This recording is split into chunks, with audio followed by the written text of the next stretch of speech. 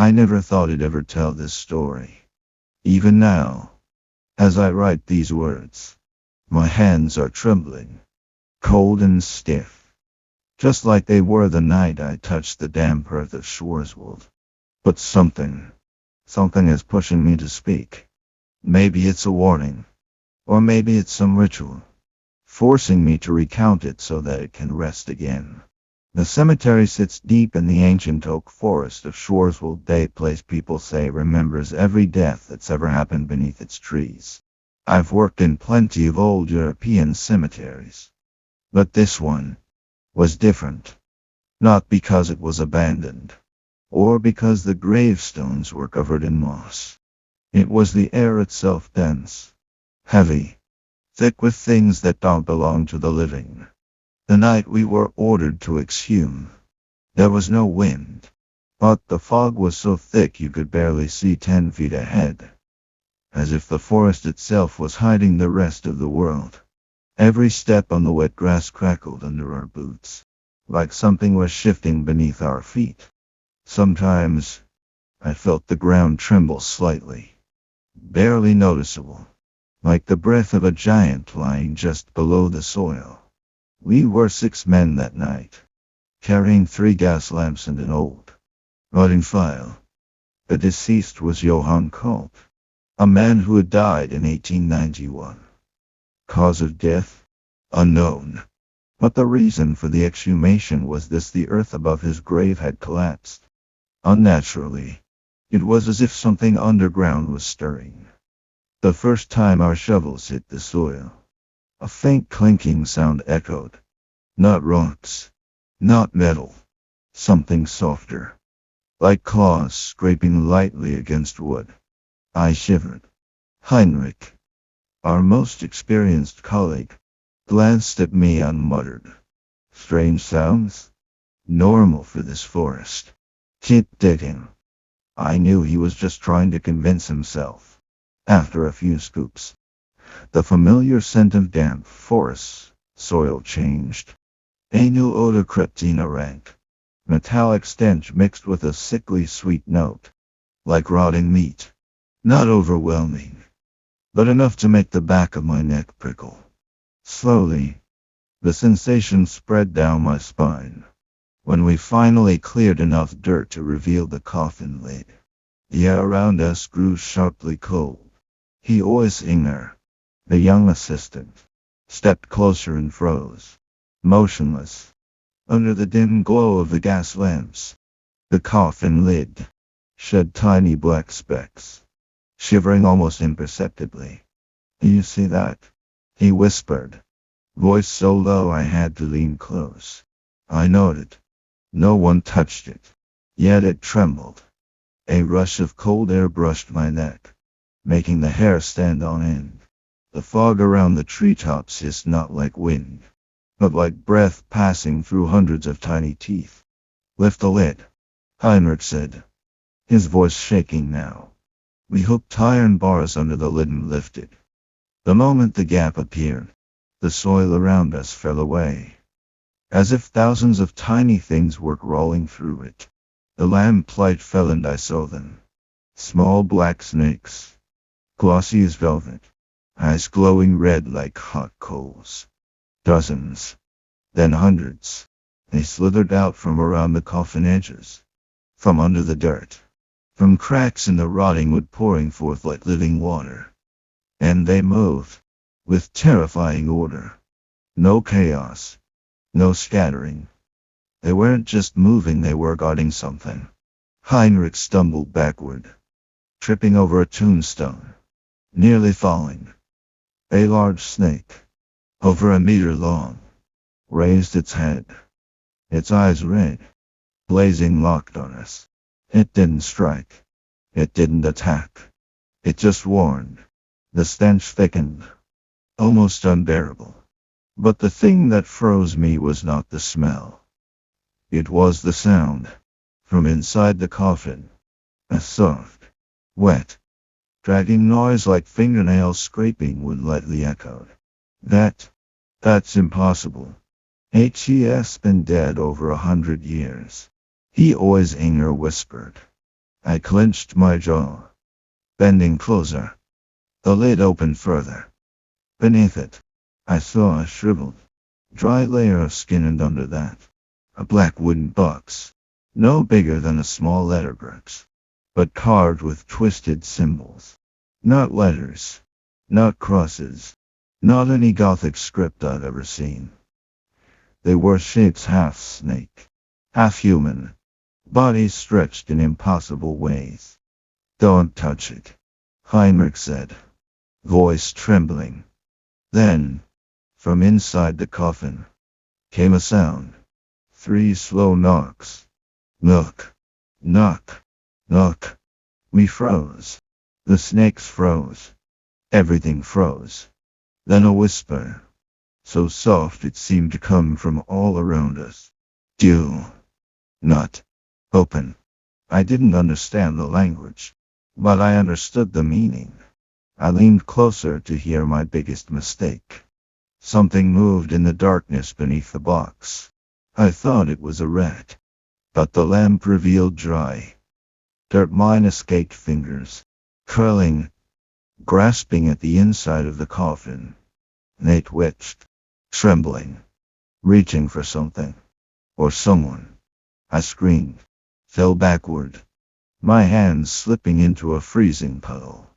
Beside me, the whisper became a sharp, dry laugh, a laugh that had been trapped in darkness for over 100 years, finally freed. Then everything happened at once. The gas lamps went out. Absolute darkness. And hundreds of creatures hissed. I heard Heinrich shout, "Turn the lights on." And then something slammed into me cold, crawling over my skin. Scales brushed my ankles. Cause. Meath. When the lights flickered back on, Heinrich was gone. On the wet ground remained only long, winding drag marks, evidence of whatever had taken him. The snakes retreated into the coffin cavity, vanishing as suddenly as they appeared.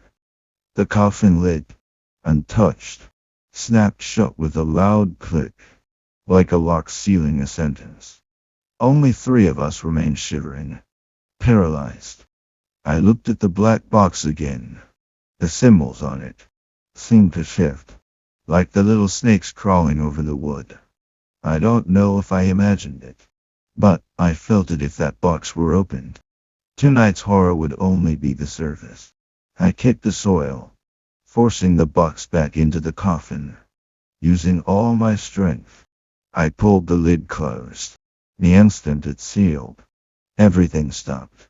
No hissing, no whispering, no laughter. Just silence. Absolute, terrifying silence, the silence of something sealed again. We buried the grave in silence. Each shovel of dirt sounded like a lid being slammed on a nightmare.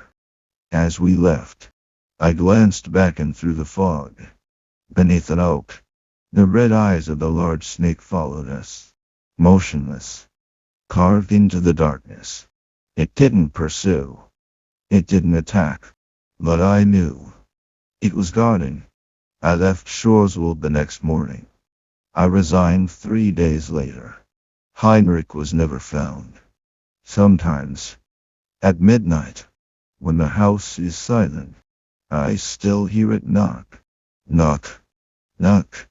Somewhere in the walls. Like someone tapping, waiting for me to answer. I will never return to Shoreswold. But I know, if anyone digs into that grave again, what is sealed will never rest a second time. Altenwald Cemetery sits on a remote hill in southern Germany. To reach the top, you have to follow a winding stone path through an old pine forest. The tall, silver-gray trunks rise like markers of another world. And beneath them, the rotting pine needles give off a sharp, musty stench. When we arrived, it hadn't rained, but the ground was wet, as if the night before had soaked the soil. Fog wrapped around every gravestone, creeping into the cracks, bowing low as if it were listening. The air was thick, heavy. Even without wind, The pine needles trembled lightly, as though brushed by unseen hands. That night, we were assigned to exhume a grave forgotten for nearly 8 decades. The woman buried beneath had died from a mysterious illness, one that no doctor at the time could explain. According to the records, she had been buried hastily in the dead of winter, during a strange outbreak that the villagers refused to speak of. The first sound we heard when opening our tools was the scrape of shovels. It was crying. Soft, fragile, like the last breath of someone dying, yet clear enough to freeze all of us in place.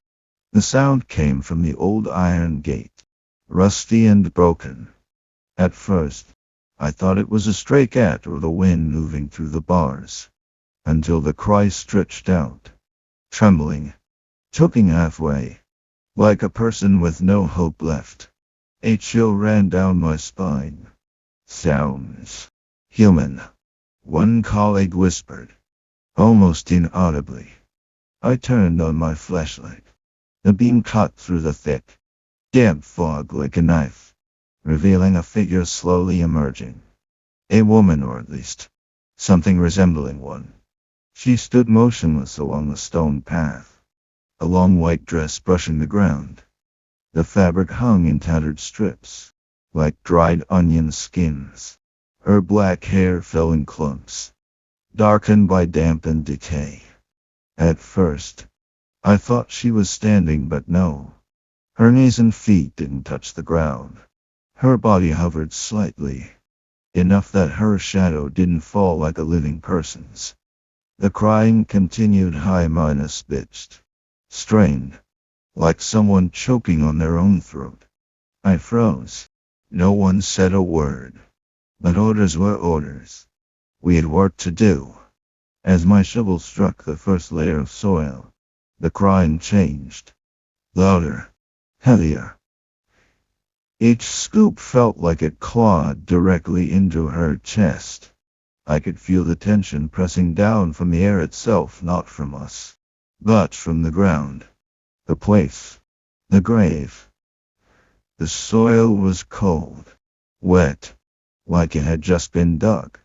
Mud clung to my gloves. Thick. Seeping into every finger. The scent of old earth mixed with bleach and rotting wood from the surrounding graves, a choking, acrid smell that burned my throat with every breath.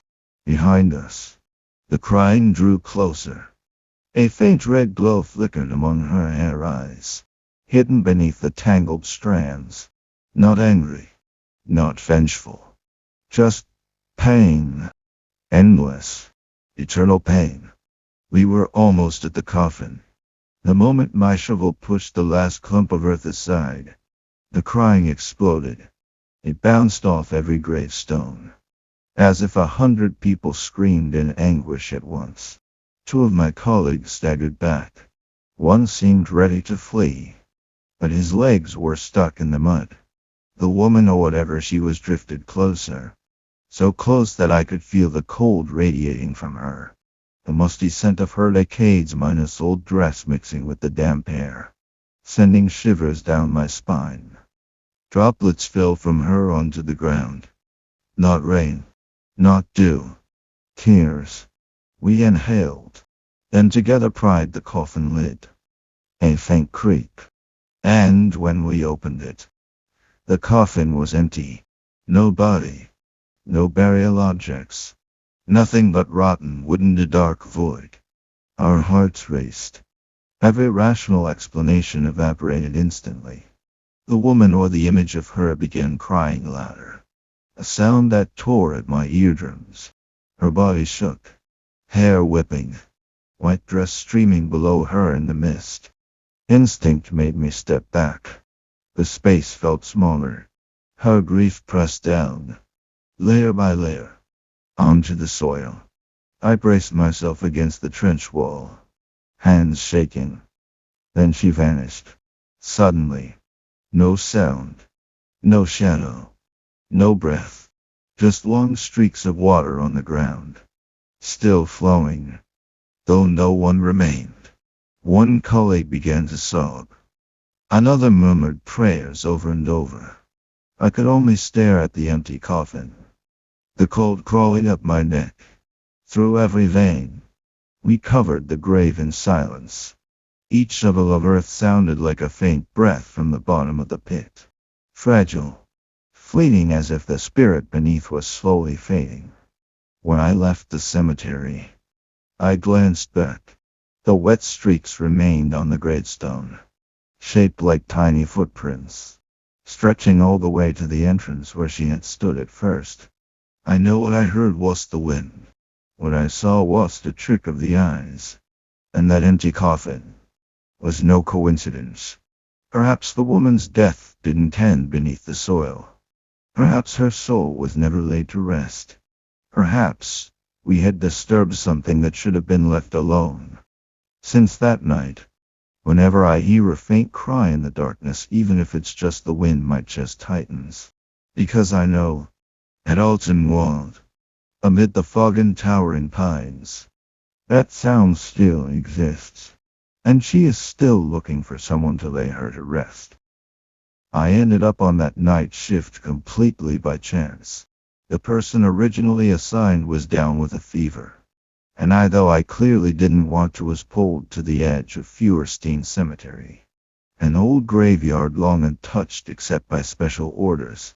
That night, it didn't rain, but the air was damp and cold, as if too much mist had fallen. It hung thick and heavy, almost tangible. I met two people from the supervising team, Mrs. Weber, an archaeologist, and Mr. Huller, the cemetery caretaker. Both looked as if they hadn't slept in days, clothes smeared with soil, eyes sunken. Strangely, neither approached the grave. They stood nearly 10 feet away, frozen. "New date," Mrs. Weber said, her voice cracking. "We just watch. Just watch." Illogical. But I didn't argue. I bent over the marked mound. The first shovel hit the soil, and I heard it, a soft thump. Thump. Like the earth beneath was swelling, then settling, steadily, like a heartbeat. I thought I imagined it. But, as I dug deeper, the sound became clearer. The soil was solid, it was soft, elastic, as if I were touching something not entirely lifeless. About 5 feet down, my shovel hit wood. A coffin. But unlike every other coffin I'd ever exhumed, this one was upside down, the feet pointing skyward, the head buried deep, as if someone had hurriedly buried it wrong. What froze me was the orientation. It was the metal band encircling the coffin, held with long steel nails, and, most disturbing, a patch of old black fabric at its center, embroidered in silver thread, almost faded beyond recognition. No religious symbols, no familiar archaeological marks. It looked like a seal. "Why seal it?" I asked. No answer. Mrs. Weber just stared, fingers digging into her palms. Haller avoided my gaze, but I could see him trembling. I inhaled sharply and touched the metal band. The instant I made contact, it was warm, not like metal warmed by the sun, but alive, like a living body. I jerked my hand away. Metal never feels that way in the dead of night. "Go on," Mrs. Weber said, her voice weak, more pleading than commanding. Every time I loosened a segment of the band, the ground shivered faintly. Not sinking or collapsing, more like a force from below pushing back, trying to keep the seal intact. When the metal fell aside, the air changed. The mist seemed thicker, sticky, chilling into my very bones. We pried the coffin lid. Just a gentle push, and I heard it click, like fingernails scraping wood. This time I knew it wasn't my imagination. Weber and Haller both stepped back, breathing fast. The lid opened halfway. I shone the flashlight inside. The body was lying normally, hanging upside down, suspended by the coffin's inverted burial. It was horrifying. Both hands were bound with T-horn cords, but the fingers still curled. Not stiff, not inert, coiling as if still alive. The arms twitched slightly, reflexively, alive. Somehow, I recoiled, pressed against the trench wall, unable to climb out. In all my years exhuming over 100 graves, I had never seen a corpse react like this. Mrs. Weber whispered, "Don't look at its face." But it was too late. My flashlight illuminated the head. The face hadn't decayed, not rotted, not dry, just waxy pale. Mouth sewn shut with silver thread. But the ears and neck rose and fell, lightly breathing. 70 years underground. And still breathing. I heard wet movements beneath the skin, as if something crawled inside. I flicked the light away, but it was too late. The feet, the ones pointing skyward, jerked, striking the half-minus open lid. Once, twice, 3 times, as if signaling. I gasped, clutching the soil. "Our work is done," Mrs. Weber said, voice breaking. "Close it, now." But the worst was yet to come. As I pressed the lid down, a rush of air seeped from the gap between wood and soil. Warm air, not cold, like the breath of something alive. From the darkness beneath the coffin, through the old chains and the sewn threads, a hoarse voice rasped, "Don't." Not the wind, not the soil, not imagination. Inside, from within, I stumbled back, sliding down the dirt. Mrs. Weber began to cry, collar bolted, not daring to look back. I forced the lid down, but as it touched the coffin frame, a final sound echoed, bone snapping, cords tightening, or something enraged beneath. Thump. The dirt along the trench edge fell. Then silence. Absolute silence. No wind. No movement. Not even the faint breath of the earth. We covered the grave that night. No words spoken. But as I left, glancing back, I swear on God, the soil wedge just shoveled swelled slightly, like a final heartbeat refusing to die. I knew then. We hadn't exhumed a corpse. We had only temporarily restored its seal. It didn't want to be disturbed, and it had tried to tell us.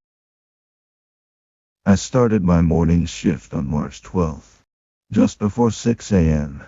The fog still clung to the old iron fence of Cedar Hill Cemetery. Normally, the early hours you smelled of damp soil and sap. But that morning, the second I stepped out of my truck, a chill crawled straight up my spine. It felt like someone was standing right behind me, breathing on my neck. But the air was cold, and there wasn't any wind. I had the unsettling sense that I was walking into a place that didn't want visitors. A man in a black suit was waiting at the entrance. His shoes were so clean they reflected the gray sky untouched by the wet ground he was standing on. No greeting, no handshake. He just lifted a thick envelope with 2 fingers. "You'll exhume Martha Ulmer today?" I asked for the reason because by law, we need one. He answered with a single, empty line. "Write it as a medical record inspection." His voice was soft the normal way. It was soft in the hollow way, like someone who didn't care who they were speaking to. I asked a few more questions about the family. Documents. Anything. He stared through me. Through me. My skin prickled. I still took the envelope. Money was money. And I had no idea that decision would turn the morning into the worst nightmare of my 19 years working graves. Around 7, Jason, my assistant, and I drove a small excavator to Martha's plot. It was at the far end of Cedar Hills, where the old birch trees rustle even when there's no wind. I put the key in, turned it. Nothing. Not even the click of a dead battery. Jason tried again. 3 times. Silence.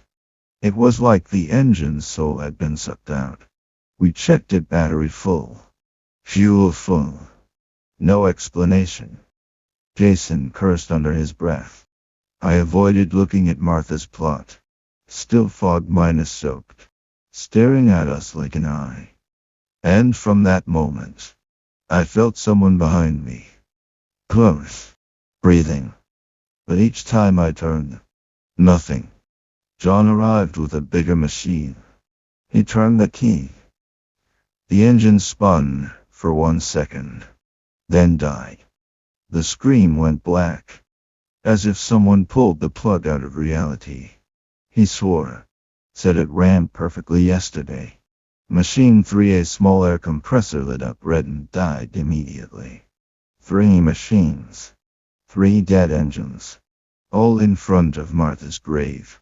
Within an hour. None of us wanted to say it out loud. But we all knew. Something didn't want us digging. With no machines left, we had to use shovels. Jason got the scoops out before freezing mid-minus motion. You hear that? I listened. And then I heard it too. Not wind. Not waves. The soil was trembling. I crouched down, 8 inches from the dirt. The vibration was rhythmic. Slow. Like the breathing of someone asleep just beneath the surface. I backed away fast. Stop, I said. Jason looked like he was about to cry. Is someone alive in there? I didn't have an answer. I tried calling the cemetery director. Radio had no signal. Jason pulled out his phone, white screen. No service. John tried his own radio, only static. Static. And breathing. Fast. Panicked breathing. My ears went cold when the static shifted into a whisper. DONTDIG. John dropped the radio like it burned him. While I tried to calm everyone down, Jason suddenly pointed toward the birch trees. Look. A woman stood in the mist, 30 meters away. White nightgown. Soaked. Hair covering her face. She wasn't shivering. Wasn't breathing. Wasn't moving. Just standing. Pinned to the ground like a pale shadow. Jason whispered. That's Martha. Impossible. Martha had been dead for 42 years. But she stood exactly where the old path once led to her house. And what terrified me more, her nightgown shifted slightly, as if something behind her was exhaling down her neck. I didn't look for long, but leaving meant giving the money back. And that was 2 months' wages. So we kept digging. 40 minutes later, Jason's shovel struck wood. Clunk. He jerked back. It's shaking. Jacob. I touched the coffin lid. He was right. It was trembling. Not violently. Just faintly. Rhythmically. Like an old heart trying to squeeze out one last breath. Jason nearly broke down. John ran full sprint to the trucks. But I stayed. Because the man in the black suit was still standing on the hill. Arms crossed. Staring down with those hollow eyes. I yelled. Do we open it or not? The coffin is moving.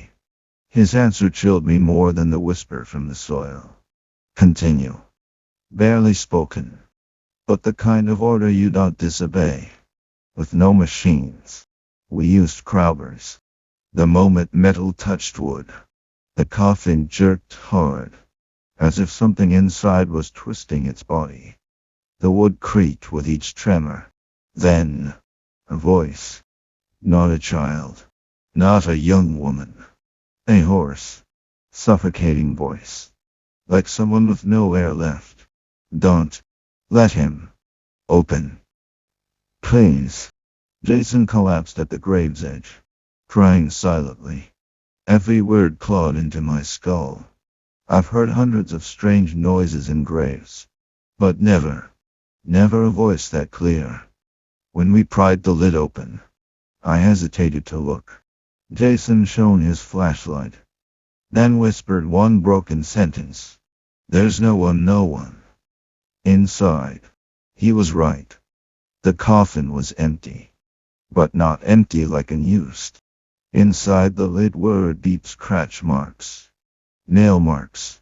From the inside, the wood edges showed signs of being forced, like someone had twisted themselves upside down, or had been buried that way. Jason stammered. The coffin was buried upside down. Cold shot through my spine. Some cultures bury the dead upside down to seal them so they can't rise. I turned toward the hill. The man in black was gone, but something else was there. A white figure, soaked, hair covering her face, now only a few feet away, dripping water onto completely dry ground. Jason screamed. My legs locked. She took one step, and the world went black. When I opened my eyes, I was in the cemetery's medical room. John and Jason were gone. The staff said they quit that same day and never returned. I asked about the man in black. She checked the cameras. There were only 3 of you out there, she said. No fourth person. I asked about the burial record for Martha Elmer. She searched and searched. There's no one by that name buried in Cedar Hills. I ran to the far end of the cemetery. The plot we dug, completely flat. No grave, no hill, no birch trees, just fresh, perfect grass, as if nobody had touched the soil in decades. But when I stepped onto the exact spot where the coffin had been, the earth beneath my feet trembled, slow, steady, like breathing, waiting, like something still down there, still sealed, waiting for the moment we returned to finish what we started. Ever since that day, at night, when I try to sleep, I hear someone whisper right beside my ear. Don't let him open. I don't know who he is. I don't know what we really dug up. And I will never go back to Cedar Hills. But when the birch leaves outside my window rustle, even on windless nights, I know the thing that was sealed never left. I used to think night shifts at an American cemetery were the easiest job in the world. The wind whispering through the trees, the smell of warm coffee in the small office, the absolute silence, undisturbed by anyone. I imagine long nights like that, the pale moonlight streaming over rows of headstones. Just me in the darkness. But everything changed the first night at Willow Creek, Vermont's oldest cemetery, where death never truly stays buried. Willow Creek isn't a cemetery you can just find on a map. It's deep in the woods, where GPS often fails, and the dirt roads leading in are always damp. Even in the middle of summer, the smell of wet, rotting soil clung to your boots. At night, the fog was so thick, even the best flashlight only cut a tiny finger of light through the mist. From the moment I stepped in, I knew the silence here was normal. It was just the absence of sound, it was a presence. Invisible, making you aware that you were not alone. But you couldn't see anyone. Walking in for the first time, I felt the weight of a place caught between past and present, where what had died never truly left. It'd been working Willow Creek for 4 months when it started.